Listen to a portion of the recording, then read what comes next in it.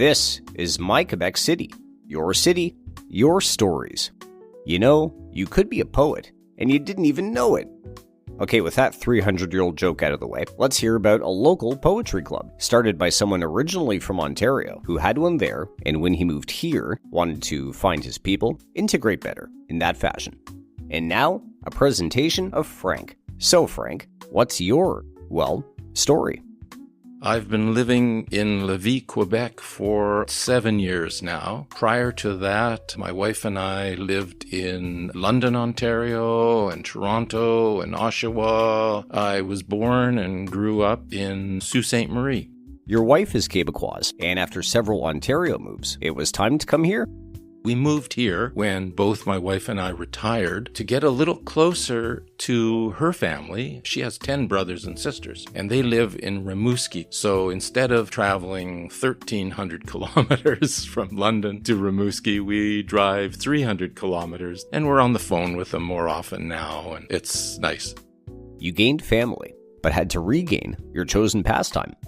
When we moved here 7 years ago, I was having fun and adventures working on my French, but I missed my poetry community, so I put out some feelers on the internet looking for principally English-speaking writing poets or people interested in writing poetry, and I got some nibbles. About 10 people responded, and of that, about a half a dozen met with me. Initially, we met in a coffee shop. Then we met at Kirk Hall because one of our participants was Catherine Burgess, the Presbyterian minister there. And then COVID hit. So it was more prudent to be on Zoom.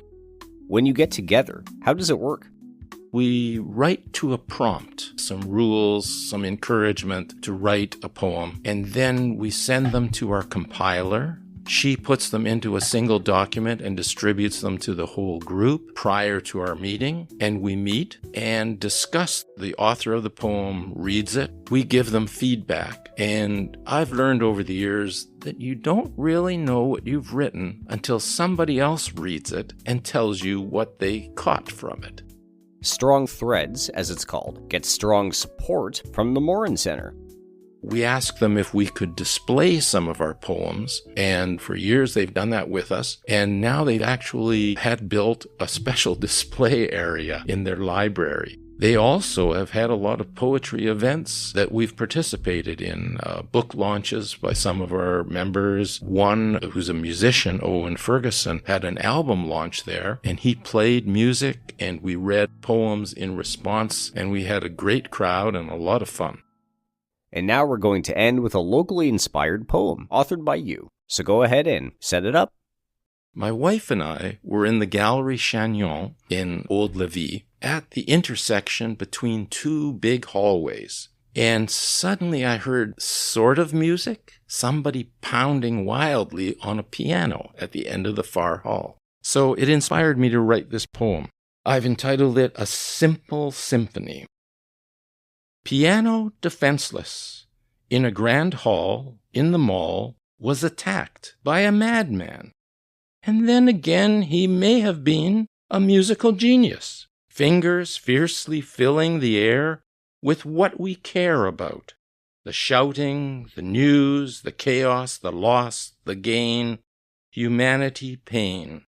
The info desk attendant, quick to her phone. Mall security called to come, a mad musician their priority. But before the purveyors of fear should appear, another dear disappeared. Coat on, he gone, silence returned, a lesson learned. Music soothes the savage beast, or at least delivers the mall police an opportunity to exercise in time to the cries of the savaged piano. Thank you very much.